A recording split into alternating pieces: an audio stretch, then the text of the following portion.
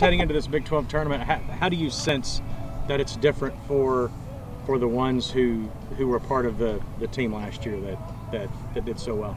Well, I think they know what to expect, certainly, and having won that tournament last year is a great experience to build on. So we have that going for us, and then you add the youth that we have on our team, and Kaitlyn Pals and Kaitlyn Pals. It's the makings of a pretty good team, and hopefully we'll capitalize.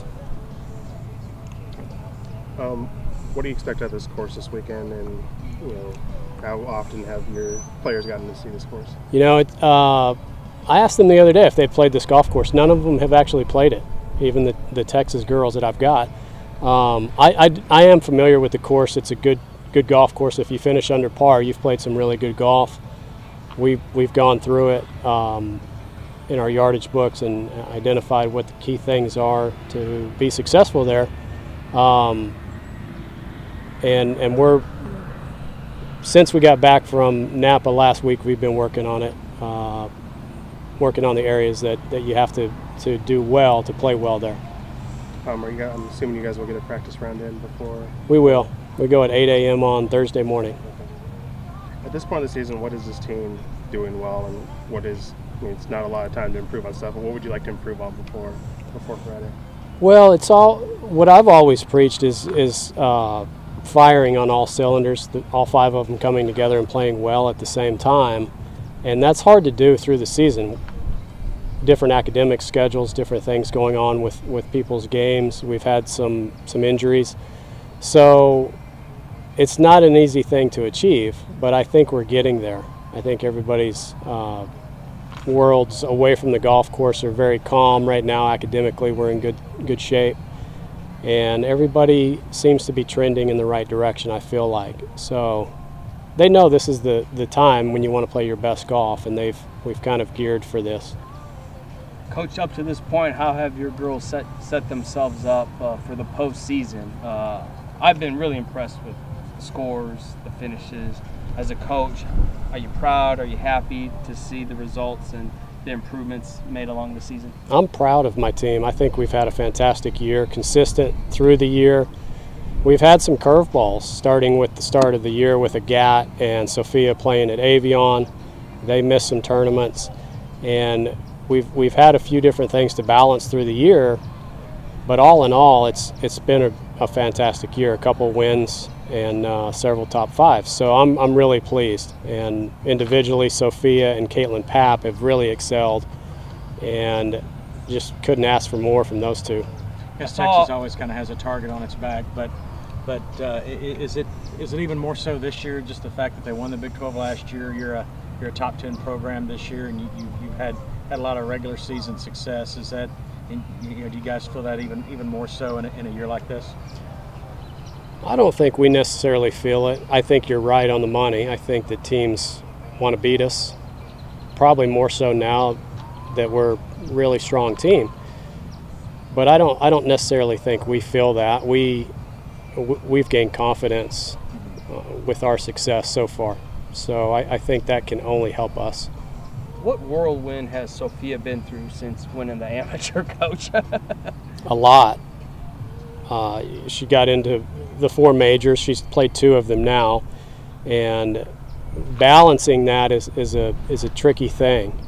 Like I said at the start of the year, she played Avion, which meant she needed to miss the first 2 tournaments on our schedule, and then she just had to balance the fame, I guess, the notoriety of having won that tournament with staying hungry.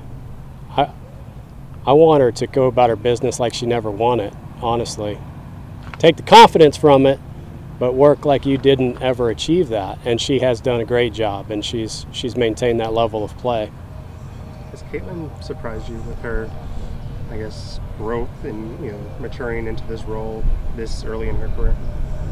Yeah, a little bit. I hate to say that, but not her golf game, but her maturity as a freshman. I didn't know that she had the level of maturity that she did.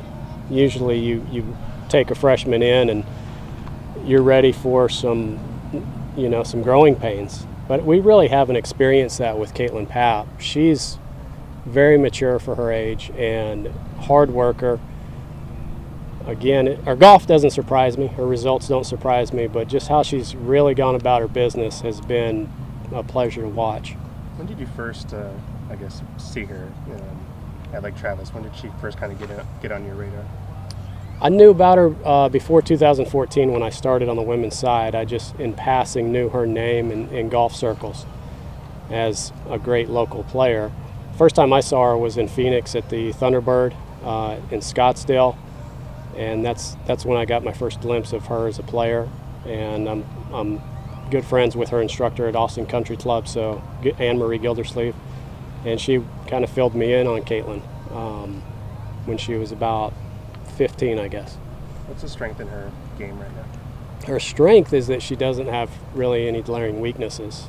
She's very straight off the tee. She knows her game really well.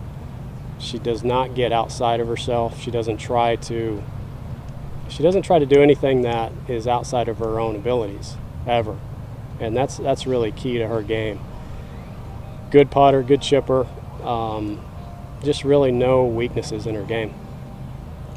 No, I'm sorry, go ahead, Dean. How is Sophia kind of, if she has, I guess, embraced the role of being kind of the, I guess the mother hen of the team and kind of, being the number one and the senior leader?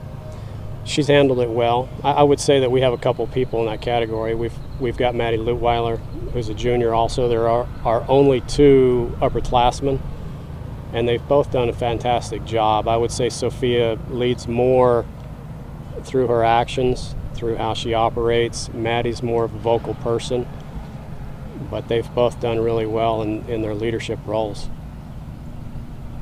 Coach, obviously from a local standpoint, we saw Kaitlyn play behind Kristen Gilman. We see her play behind Sophia here. Obviously that's an age thing, but how do you think that's revealed Kaitlyn's game and not necessarily taking a back seat to those players, but helped elevate her game in terms of learning and watching for them and say, hey, they get all the name recognition, all the fame, but here I am, I'm pretty darn good too. I think it motivated Kaitlyn. She played ahead of Sophia in a few of our tournaments. She played in our #1 spot several different occasions this year. But anytime you take a player like that and you put them beside a Sophia Schubert or, like you said, a Kristen Gilman coming up through high school, it motivates that player to get better. And I think that's what's happened with Kaitlyn. It reminds me of when Jordan arrived and Cody Gribble became really motivated, and Dylan Fratelli became really motivated because they didn't want a freshman beating them. And there's a lot to that. It's a very similar situation. Kaitlyn's a competitive person, and she wants to be #1, just like Sophia does.